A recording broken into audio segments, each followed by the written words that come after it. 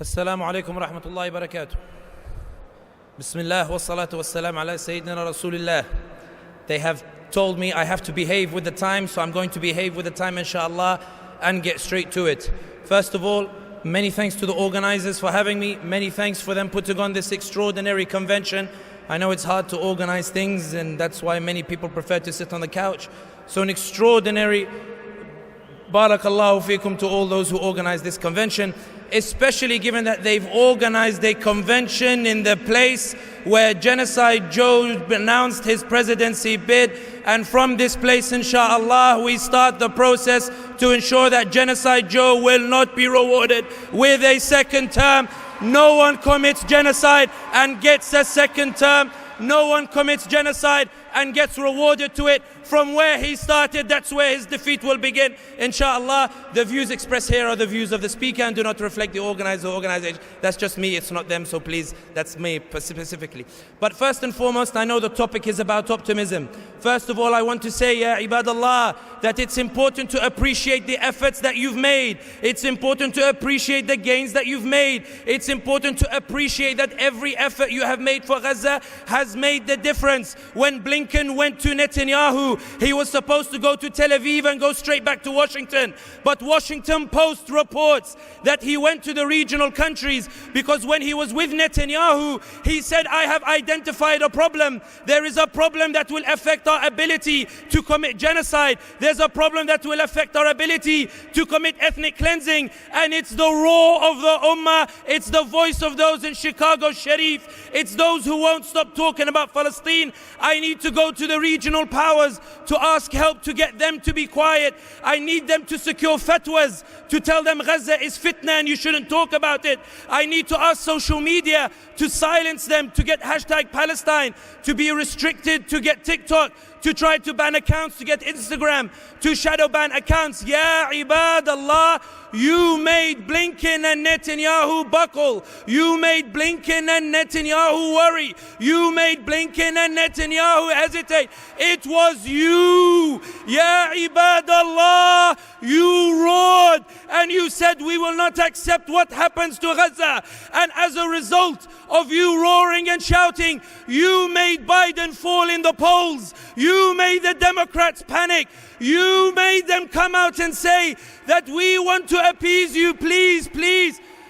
And it is as if Allah subhanahu wa ta'ala has put the power in your hands. It could have been any of the states that could decide the election. But it's as if Allah chose the states where the Muslims have the deciding vote. It's as if Allah put the power in your hands. And maybe you won't believe me because I look like you. So let me tell you what the Israeli Axios said. They said if Biden loses even a sliver of the Muslim vote, he loses the election. Let me tell you what Politico wrote. They wrote if even 100,000 Muslims abandon Biden, Biden loses the election. Ya ibadallah, Allah is as if he put the power in your hand because you made him fall in the polls. And for those who think I'm exaggerating, I read the Reuters article. The Reuters article said that the reason the polls in America are extraordinary is because Biden is falling not just because of the economy, but he's falling also because of his position on Palestine. And they said what's even more extraordinary is Biden is falling in the polls on an issue where American troops aren't even on the ground, which shows that they're not turning against Biden because their boys are being killed. They're turning against Biden because they're hearing you roar and they are finally seeing the truth of what's happening. Israel spent billions on its PR, but the Ummah broke it for free. Israel spent billions on its PR. This Ummah broke it for free. Ya ibadallah, Ya ibadallah. When people say that social media doesn't make a difference, as'alukum billah, I ask you in the name of Allah, if your voice didn't make a difference, why are your accounts being shadow banned? If your voice didn't make a difference, why are they restricting hashtag Palestine?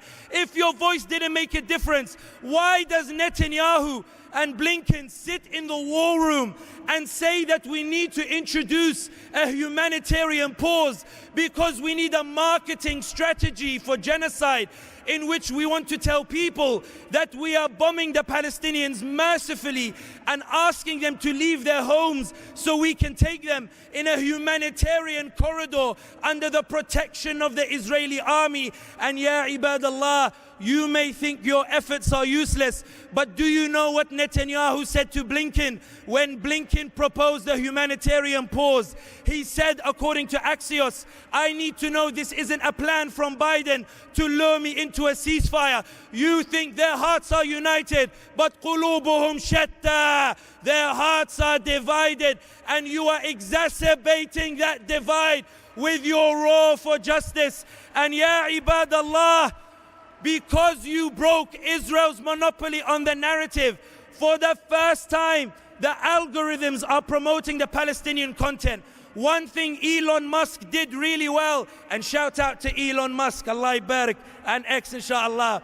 One thing he did when he took over Twitter, he introduced a homepage, and on the homepage, it's compiled of accounts that you don't follow. It's compiled of tweets that are popular. Before, the popular tweets were dance videos like the dab, but this time, the popular tweets, number 1 is Palestine, number 2 is Palestine, number 3 is Palestine, because 1.9 billion Muslims around the world are saying Labbaika Gaza, Labbaika Palestine. We are elevating your voice. You broke the algorithm, and for the first time since 1948, you delivered the message in emphatic fashion that a Zionist girl in LA does a video on TikTok where she says, as a result of TikTok, حَفَظَهَا اللَّهُ وَأَبْقَاهَا, and left TikTok for us in this dunya. The reality is, she said, I heard Palestinian voices for the first time. I can't unsee what I've seen. And yesterday she was pro-Israel. Today she stands with the Palestinians. And that's because of you. You roared and it was heard. And ya ibadallah, let me tell you, you might be feeling the fatigue, you might be feeling the struggle, but the reason that baffles me is what is the power they see in you that you don't see in yourself? What is the power they see in you that means they have to silence your accounts? What is the power they see in you that they have to restrict #Palestine? What is the power they see in you that you don't see in yourself? Why is it that they mobilize on the basis that the ummah is powerful, but you somehow believe the ummah is weak? The ummah has never been weak. 90 years ago, colonization, the Muslim world was officially colonized. Do you think colonization finished because the British and the French woke up and they said, oh, they're really sorry what we did to these people. You know what, we're going to leave. They don't say ma'as-salama, but they say, bye-bye, we're going to leave. No! It's because the ummah mobilized. Even when people told them it was useless. When France massacred 30,000 Algerians in 1945, they thought this was it. The Algerians will never resist again. But Allah had written that 17 years later, Algeria would be liberated, despite never being militarily superior to the French at any point in liberation. Ibadallah, Allah is supreme in His control.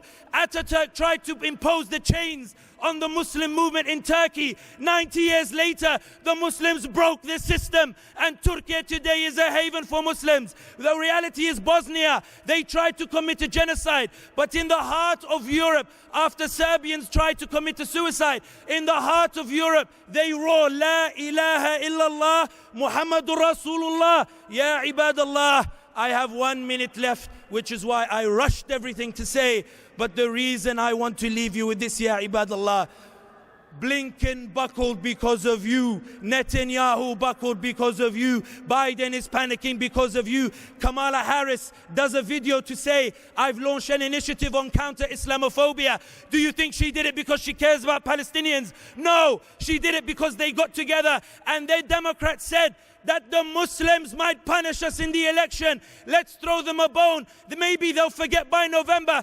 Ibadallah, will you forget by November? Ibadallah, will you forget by November? Hear it, Biden. This ummah will not forget. Genocide will not be rewarded. And ya ibadallah, the outcome belongs to Allah. Allah will decide when the outcome happens on His terms. But what an honor that He used us as the vehicle. Appreciate what you've achieved. Be patient. The outcome is coming. Allah will use us as the vehicles, inshallah.